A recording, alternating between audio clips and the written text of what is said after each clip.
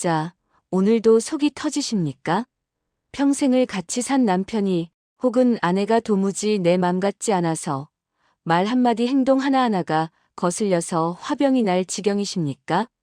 아니면 다 큰 자식이 내 말을 귓등으로도 안 들어서 며느리나 사위가 싹수가 노란 것 같아서 어떻게든 사람 좀 만들어 보려고 잔소리를 퍼붓고 계십니까?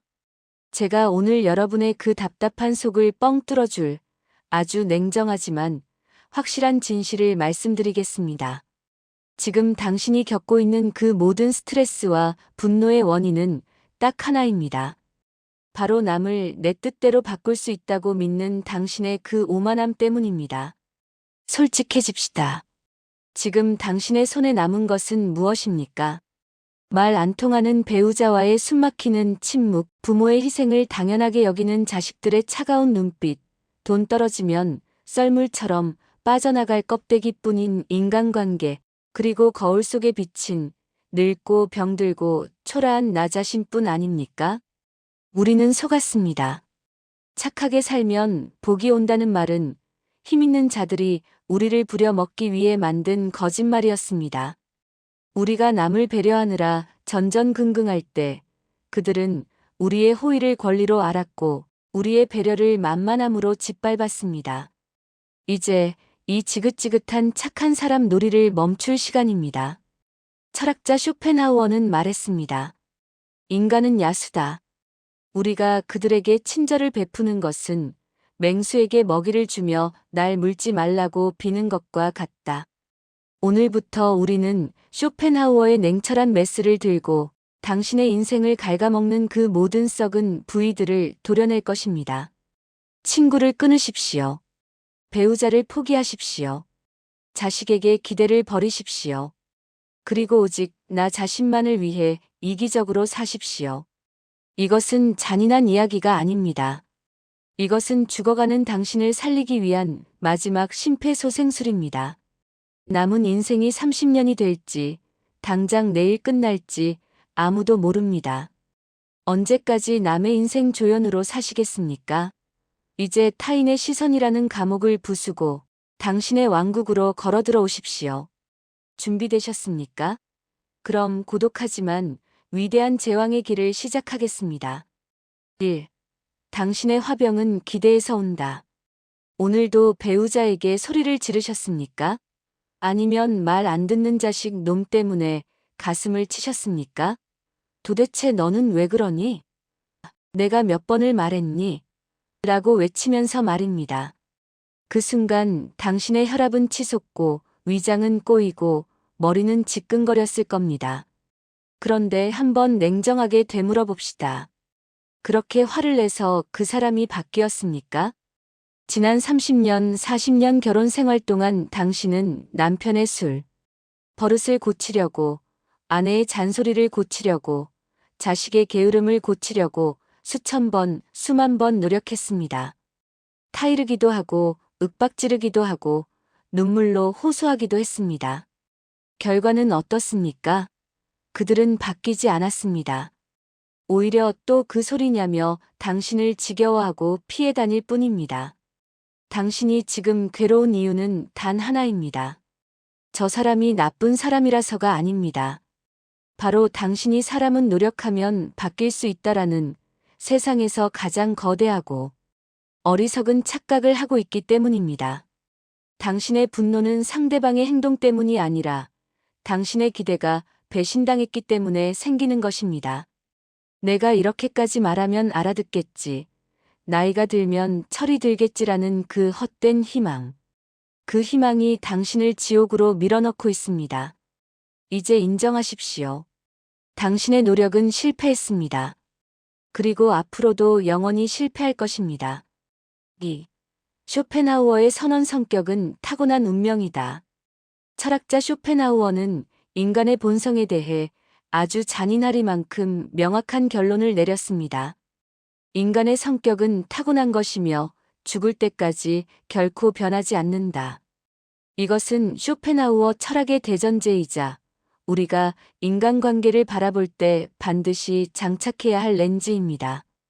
그는 사람의 본성을 세 가지로 나누었습니다. 사람이 무엇을 가지고 있는지 재산, 남에게 어떻게 보이는지 명예, 그리고 그 사람이 무엇인지 인격 성격. 여기서 재산과 명예는 변할 수 있지만 그 사람이 무엇인지는 절대 변하지 않습니다.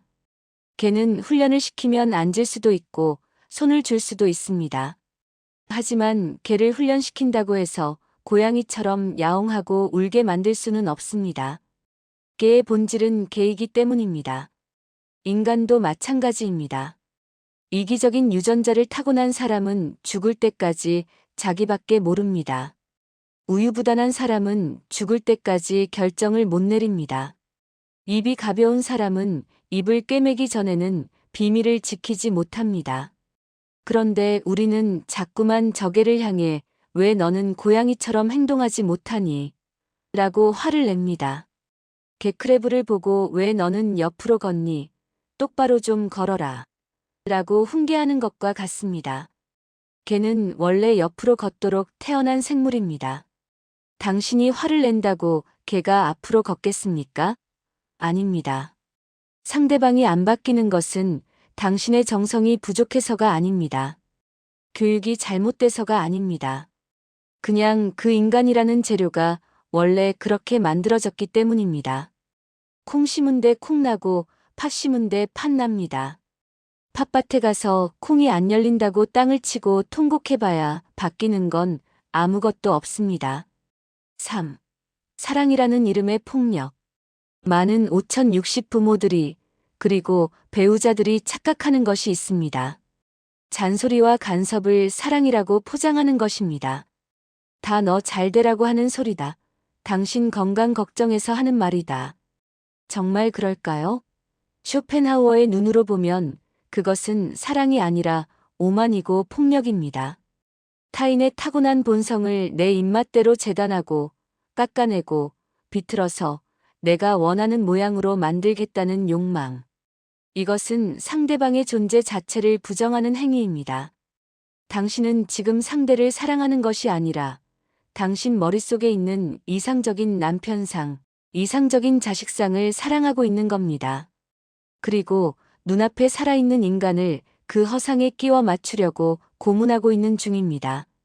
자식에게 너는 왜 이렇게 의지가 약하니라고 비난하지 마십시오. 그 자식은 당신의 유전자를 받았습니다. 혹은 배우자의 유전자를 받았습니다. 의지가 약한 기질을 타고난 겁니다. 배우자에게 당신은 왜 이렇게 공감 능력이 떨어져? 라고 묻지 마십시오. 그 사람은 태어날 때부터 타인의 감정을 읽는 안테나가 부러진 채로 태어난 겁니다. 못 고칩니다. 병원에 데려가도 구슬해도 안 바뀝니다. 그걸 억지로 고치려 드는 것은 상대방에게도 지옥이고 고치려 드는 당신에게도 지옥입니다. 서로가 서로를 갉아먹는 이 소모전을 멈추는 유일한 방법은 역설적이게도 사랑을 거두는 것입니다. 당신 식대로의 그 숨막히는 관심과 사랑을 거두십시오. 그것이 진정한 평화의 시작입니다. 4. 인간을 광물처럼 관찰하라. 그렇다면 평생을 속 터지게 하는 저 인간들과 어떻게 살아야 한단 말인가? 이혼하고 의절하는 게 답인가? 물론 그것이 가능하다면 가장 깔끔한 방법일 수 있습니다. 하지만 현실적으로 얽혀있는 관계를 다 끊어낼 수 없다면 쇼펜하우어가 제시하는 제3의 길을 가야 합니다. 바로 타인을 도덕적으로 비판하지 말고 과학적으로 관찰하라는 것입니다. 길을 가다가 거대한 바위가 길을 막고 있다고 칩시다. 당신은 그 바위에게 비켜. 예의 없게 어디 길을 막고 있어? 라고 소리 지르며 발길질을 합니까? 아니면 바위 앞에서 억울해서 웁니까? 아무도 그러지 않습니다. 그냥 큰 바위가 있구나. 피해 가야겠네 하고 맙니다. 바위는 그냥 바위일 뿐 아기가 없다는 것을 알기 때문입니다. 인간관계도 똑같이 하십시오. 남편이 또 술을 마시고 헛소리를 합니까? 화내지 말고 관찰하십시오. 저 사람은 알코올이 들어가면 전두엽이 마비되어 헛소리를 출력하도록 설계된 유기체구나. 며느리가 또 연락 한 통 없습니까? 서운해하지 말고 연구하십시오. 저 인간은 타인에 대한 배려심이라는 DNA가 결핍된 표본이구나. 쇼펜하우어는 말했습니다. 우리는 타인의 어리석음이나 결점에 대해 화를 낼 것이 아니라 그것을 단지 인류의 성격 연구를 위한 지식으로 삼아야 한다.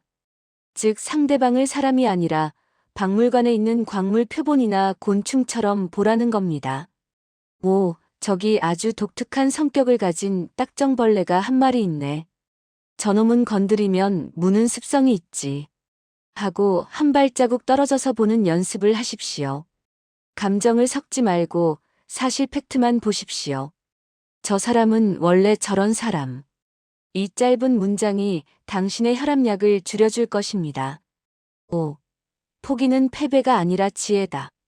우리는 포기라는 단어를 부정적으로 배웠습니다. 포기하면 지는 거라고, 끈기를 가지라고 배웠습니다. 하지만 인간관계에서만큼은 포기가 곧 승리입니다. 남을 바꾸겠다는 그 무모한 도전을 포기하는 순간 당신은 엄청난 에너지를 얻게 됩니다. 상대방을 설득하고 싸우고 회유하느라 썼던 그 막대한 시간과 감정 소모가 사라집니다. 그 에너지가 고스란히 당신에게 돌아옵니다. 이제 그 에너지를 나를 위해 쓰십시오. 남편 잔소리할 시간에 나가서 산책을 하십시오. 자식 걱정할 시간에 맛있는 차를 한 잔 끓여 마시십시오. 며느리 흉볼 시간에 재미있는 드라마를 한 편 더 보십시오. 상대는 안 바뀝니다. 당신이 포기하든 안 하든 그는 그대로 살다 죽을 겁니다. 그렇다면 답은 뻔하지 않습니까? 나라도 살아야 하지 않겠습니까? 내가 행복해지는 길은 남을 내 식대로 뜯어 고쳐서 만족을 얻는 게 아니라 고장난 인간을 고치려던 드라이버를 내려놓고 내 인생을 즐기는 것입니다. 이것을 체념이라고 불러도 좋고 해탈이라고 불러도 좋습니다. 중요한 건 당신이 더 이상 남 때문에 울지 않게 된다는 사실입니다.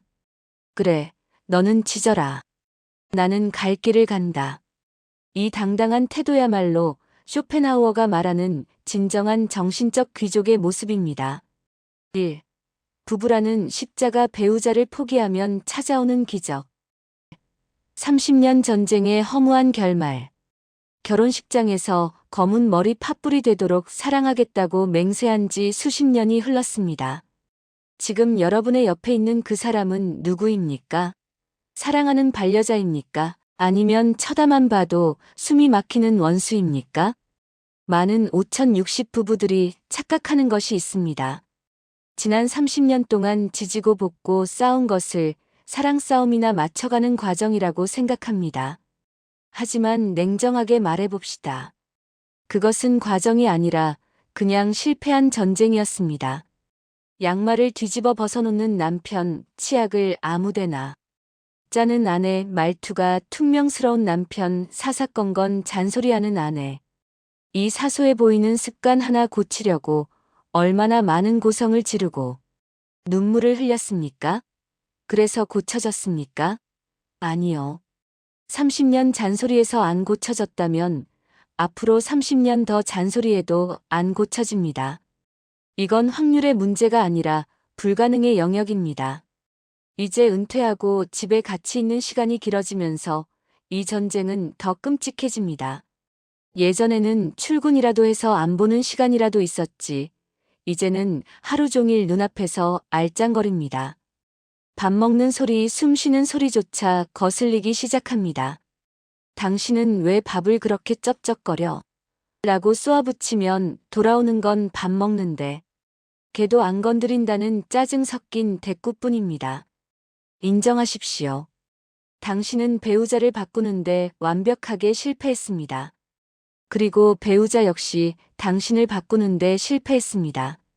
우리는 서로가 서로에게 고장난 기계일 뿐입니다.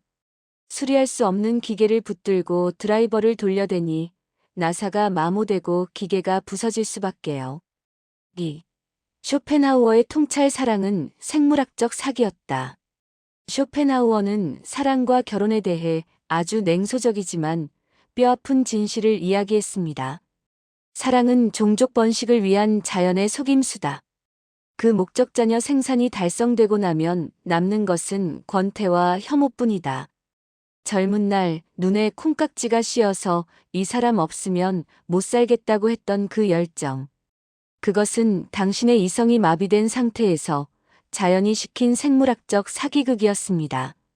이제 자식 낳고 키우고 늙어가니 그 마법이 풀린 겁니다. 마법이 풀린 자리에는 나와는 식성도, 취미도, 가치관도, 정치 성향도 전혀 다른 낯선 타인 한 명이 앉아 있습니다. 그런데 우리는 자꾸 그 낯선 타인에게 영혼의 동반자 역할을 강요합니다. 우리가 부부인데 어떻게 대화가 안 통하니? 내 마음을 왜 이렇게 몰라주니? 이런 기대를 하니까 괴로운 겁니다. 쇼펜하우어의 말 맞다나 부부는 원래 서로 혐오감을 느끼면서도 필요에 의해 같이 사는 관계에 가깝습니다. 특히 한국의 5060 남성들은 은퇴 후 아내 해바라기가 되기 쉽습니다. 평생 일만 하느라 친구도 취미도 없어서 은퇴하고 나면 아내 꽁무니만 쫓아다닙니다. 오늘 점심 뭐죠? 어디가? 같이 가. 이것은 사랑이 아닙니다. 이것은 의존이고 집착입니다. 아내 입장에서는 거대한 짐짝이 집에 들어앉은 공포와 같습니다. 반대로 여성들은 남편에게 정서적 공감을 강요합니다. 늙은 남편을 붙잡고 드라마 이야기를 하고 자식 흉을 봅니다. 남편이 반응이 없으면 벽 보고 이야기하는 것 같다며 화를 냅니다. 둘 다 틀렸습니다. 서로에게서 사랑이나 공감을 찾으려 하지 마십시오. 그 우물은 이미 말라버렸습니다. 마른 우물에 두레박을 던져봤자 올라오는 건 흙먼지뿐입니다. 3. 쉐어하우스 동거인으로 관계를 재설정하라. 그렇다면 황혼 이혼을 해야 하나요? 조론을 해야 하나요? 상황이 된다면 그것도 방법입니다. 하지만 경제적인 문제나 자식들 이목 때문에 그럴 수 없다면 마음가짐을 혁명적으로 바꿔야 합니다. 지금부터 배우자를 남편이나 아내라고 부르지 말고 룸메이트 동거인이라고 생각하십시오. 대학 기숙사나 쉐어하우스에 같이 사는 룸메이트라고 설정값을 바꾸는 겁니다. 우리가 룸메이트에게 무엇을 기대합니까? 사랑을 기대합니까? 내 마음을 알아주길 기대합니까? 아닙니다. 딱 두 가지만 지키면 됩니다. 1.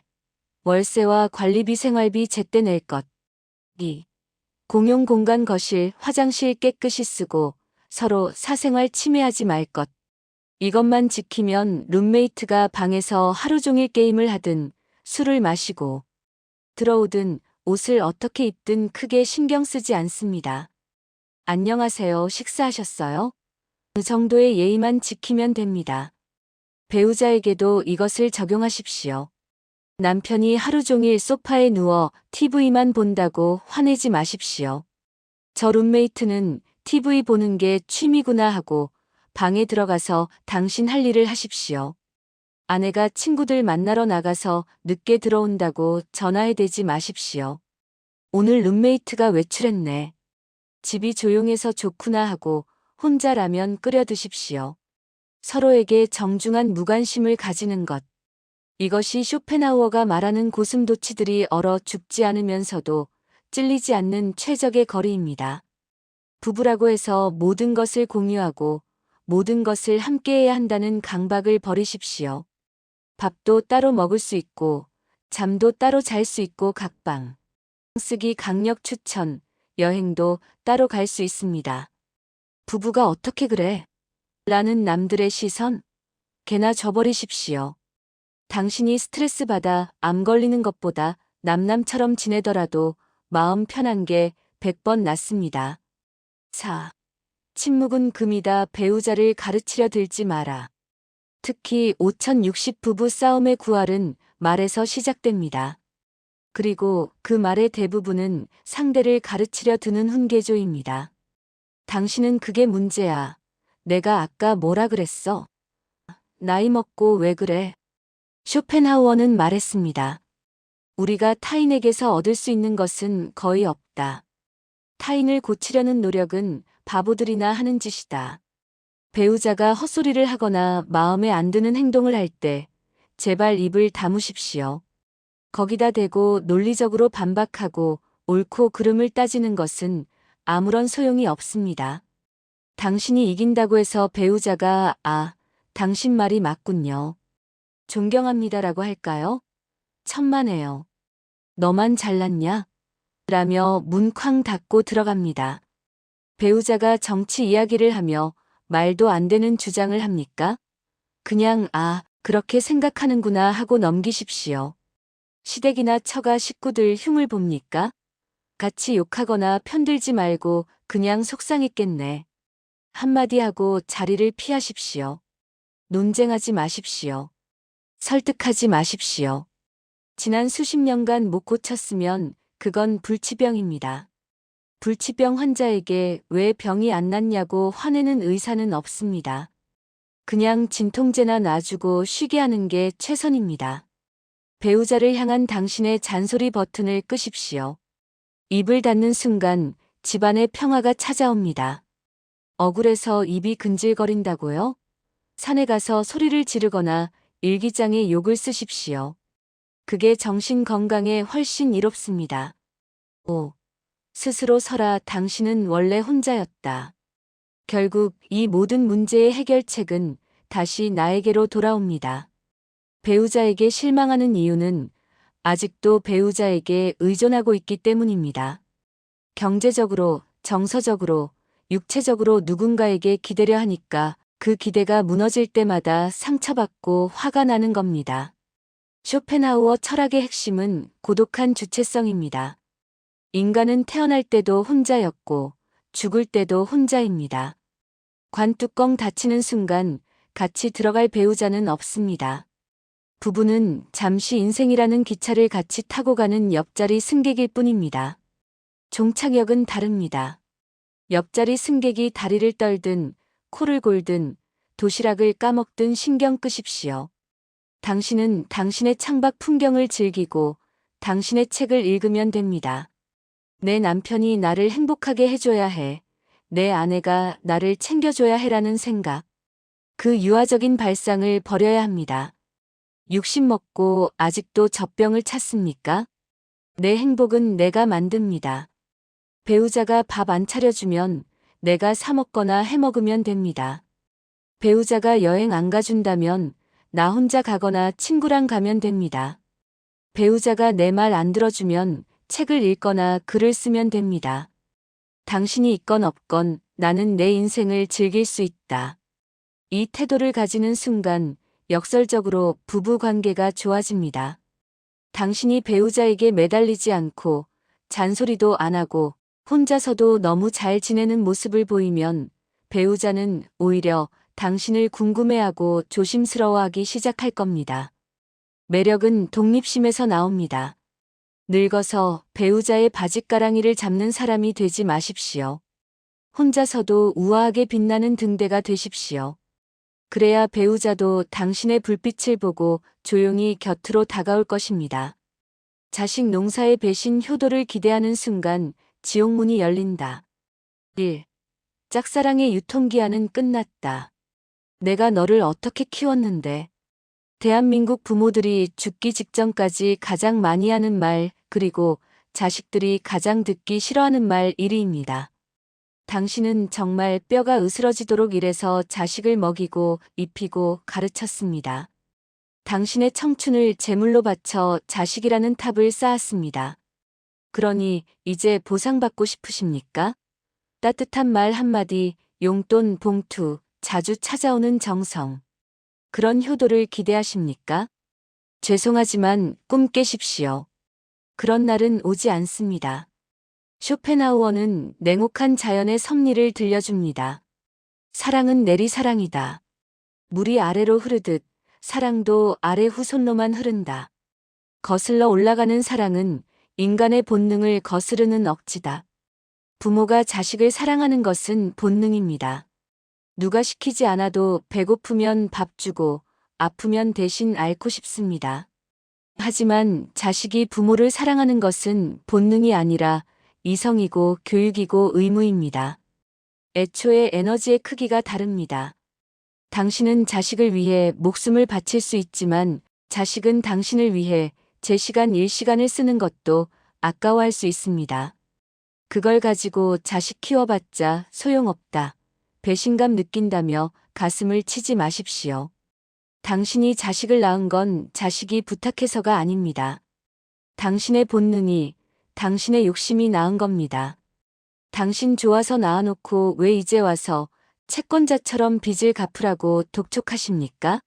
자식은 당신에게 빚진 게 없습니다. 그들은 그저 당신의 유전자를 싣고 다음 세대로 나아가는 운반책일 뿐입니다. 그들은 자기 자식 당신의 손주 챙기느라 바빠서 당신을 돌아볼 틈이 없습니다. 그게 섭리입니다. 섭리를 거스르려 하니 섭섭하고 화가 나는 겁니다. 돈이라는 권력을 놓지 마라. 킹 리어의 비극. 많은 5060 부모들이 범하는 가장 치명적인 실수가 있습니다. 어차피 나 죽으면 다 내 건데 미리 증여해 줄게. 사업 자금 해라. 집 사라. 자식 안타까운 마음에 노후 자금 털어서 집 담보 대출 받아서 자식에게 넘겨줍니다. 그리고 생각합니다. 이렇게 해주면 나 늙었을 때 챙겨주겠지. 천만의 말씀입니다. 셰익스피어의 비극 리어 왕을 보십시오. 왕이 살아생전에 딸들에게 왕국을 나눠주자마자 딸들은 늙은 아버지를 문전박대하고 광야로 내쫓았습니다. 이것이 인간입니다. 자식은 부모의 지갑이 닫혀 있을 때 가장 효자입니다. 잔인하게 들리겠지만 늙은 부모의 권위는 인격이 아니라 경제력에서 나옵니다. 쇼펜하우어는 인간을 철저히 이기적인 존재로 보았습니다. 자식도 인간입니다. 부모가 가진 게 없고 집만 되면 자식에게 부모는 부양해야 할 리스크일 뿐입니다. 하지만 부모가 돈을 쥐고 있으면 부모는 잘 보여야 할 투자처가 됩니다. 절대 무슨 일이 있어도 죽기 전까지 재산을 넘겨주지 마십시오. 엄마, 이번 한 번만 도와주면 나 진짜 성공할 수 있어. 그 말 믿지 마십시오. 밑 빠진 독에 물 붓기입니다. 자식이 망하는 한이 있어도 당신의 노후 자금은 사수해야 합니다. 당신이 자식 도와주다가 같이 알거지가 되면 그때 자식이 당신을 부양할 것 같습니까? 아닙니다. 그때는 자식도 당신을 버리고 당신도 자식을 원망하며 온 가족이 파멸하는 겁니다. 건강한 거지가 병든 왕보다 행복하다고 했지만 돈 없는 노인은 죽은 목숨보다 못하다는 것도 현실입니다. 당신의 존엄성을 지켜주는 것은 효자 아들이 아니라 당신 통장에 찍힌 잔고입니다.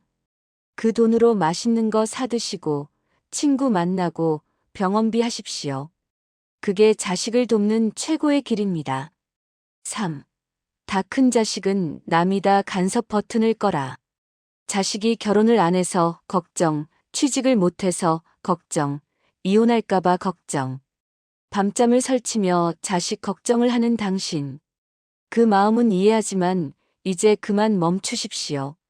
성인이 된 자식은 법적으로, 육체적으로, 정신적으로 완벽한 타인입니다. 쇼펜하우어의 성격 불변의 법칙은 자식에게도 똑같이 적용됩니다. 게으른 자식?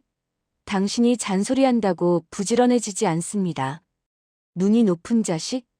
당신이 눈 낮추라고 한다고 아무나 데려와 결혼하지 않습니다. 그 아이의 인생은 그 아이의 타고난 성격과 운명대로 흘러가게 되어 있습니다. 당신이 운전대를 잡으려 하지 마십시오. 조수석에서도 내리십시오. 당신은 이제 다른 차를 탄 사람입니다. 자식이 결혼을 안 하면 독신주의자인가 보다, 이혼을 하면 안 맞았나 보다, 사업을 말아먹으면 비싼 수업료 냈나 보다 하고 강 건너 불구경하듯 하십시오. 자식의 불행을 나의 불행으로 여기지 마십시오. 자식의 인생에 개입하면 할수록 자식은 스스로 일어서는 법을 잊어버리고 평생 당신 등골을 빨아먹는 캥거루가 됩니다. 냉정해지십시오. 20살이 넘으면 집에서 내보내는 게 원칙입니다. 계속 끼고 살면서 밥해주고 청소해주는 것은 자식을 사랑하는 게 아니라 자식을 무능력한 장애인으로 만드는 짓입니다. 고생을 하든 굶든 밖에서 구르게 놔두십시오. 고통만이 인간을 성장시키는 유일한 스승이라고 쇼펜하우어는 말했습니다. 자식이 겪어야 할 고통을 당신이 가로채지 마십시오. 그것은 자식의 성장을 방해하는 죄악입니다. 4. 며느리 사위는 손님이다 대리 효도를 강요 말라. 아들 가진 부모는 며느리에게, 딸 가진 부모는 사위에게 은근한 기대를 합니다. 내 아들이 무뚝뚝하니까 며느리가 좀 살갑게 전화도 하고 챙겨주겠지. 이것이야말로 최악의 갑질이자 망상입니다. 며느리는 당신 아들과 계약을 맺고 사는 여자지 당신의 수발을 들려고 들어온 하녀가 아닙니다. 사위는 당신 딸의 남편이지 당신 내 집 머슴이 아닙니다. 왜 생판 남의 집 귀한 자식에게 효도를 강요합니까? 당신 아들도 안 하는 효도를 왜 며느리한테 바랍니까? 그건 대리 효도를 강요하는 폭력입니다. 며느리가 전화 안 한다고 서운해하지 마십시오. 안 하는 게 정상입니다. 시어머니 전화가 반가운 며느리는 세상에 없습니다. 사위가 처가에 자주 안 온다고 욕하지 마십시오. 오면 불편하기만 합니다. 그들을 철저하게 손님으로 대접하십시오. 집에 오면 어서 오세요 하고 반갑게 맞이하고 갈 때는 안녕히 가세요 하고 쿨하게 보내십시오. 냉장고 검사하지 말고 살림 간섭하지 말고 애 키우는 방식에 훈수 두지 마십시오. 손주 좀 봐달라고 하면 단호하게 거절하십시오. 나는 내 인생 즐기느라 바쁘다. 너희 애는 너희가 키워라. 그것이 며느리 사위에게 대접받는 유일한 비결입니다. 거리를 두면 존경받고 가까이 가면 꼰대 취급받습니다. 5. 이기적인 부모가 되어라. 자식으로부터의 독립. 결론입니다. 이제 제발 자식바라기 인생을 청산하십시오. 자식 성공이 내 성공이고 자식 행복이 내 행복이라는 공식에서 탈출하십시오. 자식은 자식 인생 살게 두고 당신은 당신 인생을 사십시오. 자식에게 너만 믿는다는 말은 저주입니다. 그 무거운 짐을 벗겨주십시오. 대신 나는 나 혼자서도 너무 잘 먹고 잘 산다. 너희는 내 걱정 말고 너희끼리 지지고 볶고 잘 살아라라고 선언하십시오. 이것이 늙은 부모가 자식에게 줄 수 있는 최고의 선물이자 축복입니다. 자식에게 헌신하다 헌신짝 되지 마십시오. 맛있는 게 있으면 자식 입에 넣어주지 말고 당신 입에 넣으십시오. 좋은 옷이 있으면 손주 사주지 말고 당신이 사입으십시오. 여행 가고 싶으면 자식 시간 맞추지 말고 당신 친구랑 가십시오. 당신이 당신 자신을 가장 아끼고 사랑할 때 자식들도 당신을 함부로 대하지 못합니다. 희생하는 부모는 불쌍해서 피하고 싶지만 당당하고 즐거운 부모는 곁에 있고 싶어지는 법입니다. 효도는 셀프입니다. 내 기분은 내가 맞추고 내 노후는 내가 책임집니다. 자식이라는 족쇄를 끊고 자유로운 한 인간으로 돌아가는 것. 그것이 쇼펜하우어가 권하는 5060의 진정한 독립입니다. 나를 괴롭히는 건 나였다. 후회와 불안을 소각하라. 1. 과거라는 시체를 파헤치지 마라. 은퇴한 5060세대가 하루 중 가장 많이 하는 생각이 무엇인지 아십니까? 바로 후회입니다. 그때 강남에 아파트를 샀어야 했는데, 그때 그 주식을 팔지 말았어야 했는데, 그 인간이랑 결혼만 안 했어도 내 인생이 폈을 텐데. 소파에 앉아 멍하니 천장을 보며 이미 20년, 30년 지난 과거의 필름을 끊임없이 되감기합니다. 만약 에이프라는 부질없는 가정을 세우고 그때의 나를 비난하고 지금의 처지를 비관합니다. 쇼펜하우어는 이런 행동을 두고 스스로를 고문하는 광기라고 맹비난했습니다. 냉정하게 말해서 과거는 죽은 시간입니다. 이미 화장터에서 불태워져 재가 된 시간입니다. 그런데 당신은 그 죄를 다시 긁어 모아 사람 형상을 만들려고 애쓰고 있습니다. 죽은 자식 불알 만지기보다 더 미련한 짓입니다. 그때 땅을 안 산 건 그때의 당신이 판단한 최선이었고 그 사람과 결혼한 건 그때의 당신 눈에 콩깍지가 씌었기 때문입니다. 그게 당신의 운명이었고 필연이었습니다. 쇼펜하우어는 일어난 일은 일어날 수밖에 없었던 일이다라고 했습니다. 우주가 다시 태어나도 당신은 똑같은 선택을 했을 겁니다. 그러니 자책하지 마십시오. 지난 일을 후회하는 것은 자신을 2번 죽이는 일입니다.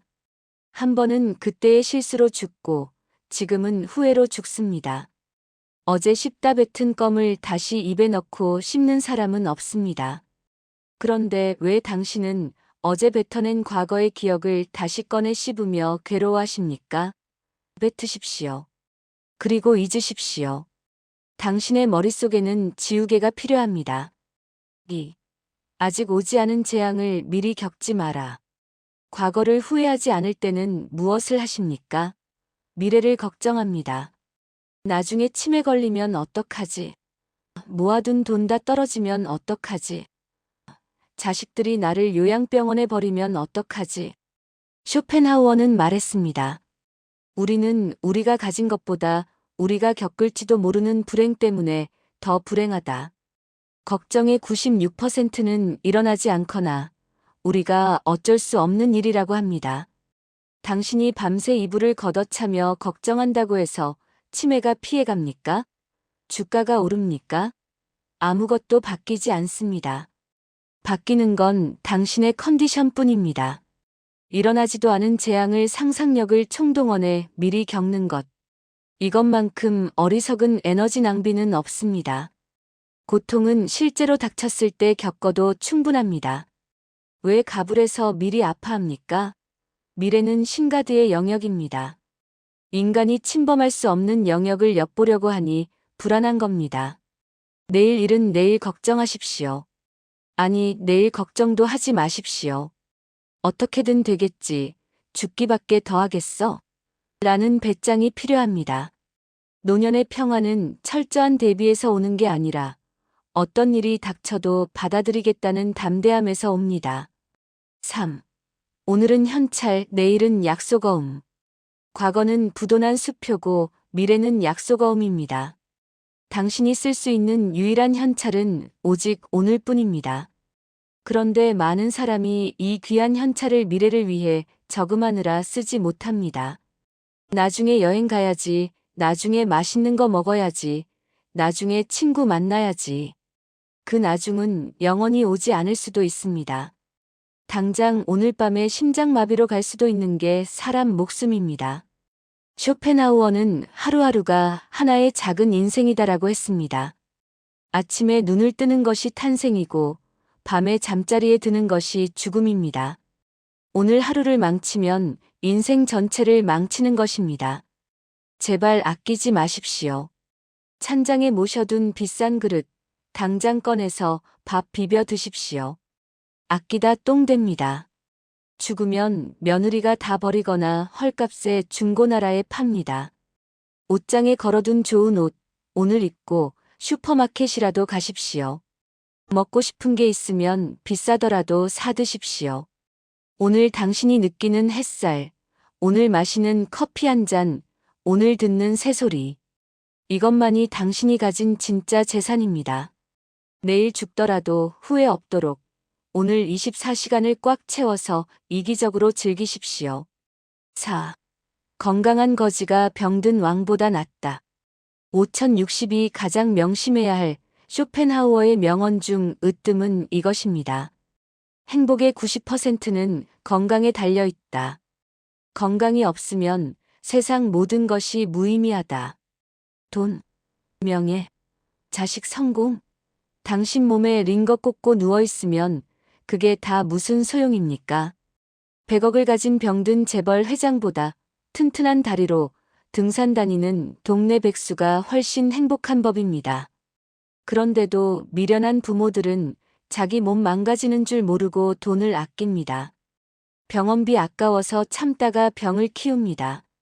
몸에 좋은 거 사 먹으라니까 돈 아껴서 손주 용돈 줍니다. 이것은 자식에게 죄를 짓는 겁니다. 당신이 병들어서 누우면 그때부터 자식들에게는 지옥이 시작됩니다. 긴 병에 효자 없다고 당신의 병원비와 간병 때문에 자식들의 인생이 송두리째 흔들립니다. 진짜 자식을 위한다면 자식에게 줄 돈으로 헬스장을 끊으십시오. 비싼 영양제를 사 드십시오. 친구들이랑 맛있는 거 드십시오. 당신의 근육이 곧 자식의 평화입니다. 당신이 제 발로 걸어다니고 제 손으로 밥 먹는 것이야말로 자식에게 해줄 수 있는 가장 위대한 유산입니다. 술, 담배 끊으십시오. 60 넘어 몸에 해로운 걸 넣는 건 자살 행위나 다름없습니다. 몸이 보내는 신호에 예민해지십시오. 몸이 아프면 만사가 귀찮고 짜증이 늘고 성격이 괴팍해집니다. 주변 사람들이 다 떠나갑니다. 건강관리가 곧 인맥관리이자 자산관리입니다. 5. 죽음을 긍정하라. 마지막 여행을 위한 짐 싸기. 마지막으로 5060이라면 이제 죽음을 친구처럼 옆에 두어야 합니다. 죽음은 금기어가 아닙니다. 삶의 완성입니다. 쇼펜하우어는 죽음을 두려워하는 인간들에게 이렇게 말했습니다. 죽음은 삶의 고통으로부터의 영원한 해방이다. 태어나기 전에 평온한 상태로 돌아가는 것뿐이다. 죽음을 무서워해서 벌벌 떠는 노인은 추합니다. 반면 갈 때가 되면 가야지 하고 담담하게 받아들이는 노인은 성스럽기까지 합니다. 여행을 떠나기 전에 짐을 싸듯이 죽음이라는 긴 여행을 위해 짐을 싸십시오. 물건을 줄이십시오. 내가 죽은 뒤 자식들이 내 물건 치우느라 고생하지 않게 하루에 하나씩이라도 버리십시오. 마음의 짐을 줄이십시오. 미워했던 사람 용서하고 마음속으로라도 빚진 거 있으면 갚으십시오. 유언장을 미리 써보십시오. 재산 문제뿐만 아니라 내가 어떤 사람으로 기억되고 싶은지 정리해 보십시오. 죽음을 기억하는 사람 미멘토 모리은 삶을 함부로 살지 않습니다. 오늘이 마지막 날일 수도 있다는 생각으로 살면 사소한 일에 화낼 시간이 없습니다. 미워할 시간이 없습니다. 사랑하기에도 감사하기에도 즐기기에도 시간은 턱없이 부족합니다. 6. 결론. 나를 사랑하는 것이 인류애의 시작이다. 지금까지 4부에 걸쳐 타인, 배우자, 자식, 그리고 나 자신에 대해 이야기했습니다. 이 모든 이야기의 결론은 하나로 귀결됩니다. 철저하게, 지독하게 나 자신을 사랑하라. 이기적이 되라는 말이 아닙니다. 내가 행복해야 남에게도 너그러울 수 있다는 뜻입니다. 내가 건강해야 남에게 짐이 되지 않는다는 뜻입니다. 내 잔이 넘쳐야 남에게도 나눠줄 수 있는 법입니다. 5060 여러분, 그동안 고생 많으셨습니다. 국가를 위해, 회사를 위해, 가족을 위해 헌신하느라 너덜너덜해진 당신 자신을 이제는 좀 챙기십시오. 남은 인생은 오직 당신을 위해 쓰십시오. 그래도 됩니다. 충분히 그럴 자격이 있습니다. 쇼펜하우어의 이 말을 마지막으로 가슴에 품으십시오. 우리는 혼자일 때 비로소 온전한 내가 된다. 고독은 자유의 다른 이름이다. 당신의 고독하고 자유로운 그리고 품격 있는 황혼을 진심으로 응원합니다. 긴 이야기를 마치며 마지막으로 당신에게 묻고 싶습니다. 지금 혼자 있습니까? 예전 같으면 이 질문이 서글프게 들렸을지도 모릅니다. 내가 인생을 잘못 살았나? 왜 내 곁엔 아무도 없나? 하며 스스로를 비참하게 여겼을지도 모릅니다. 하지만 이제 당신은 답을 알고 있습니다. 당신이 지금 혼자 있는 것은 당신이 못난 사람이어서가 아닙니다. 당신이 왕따여서도 실패한 인생이어서도 아닙니다.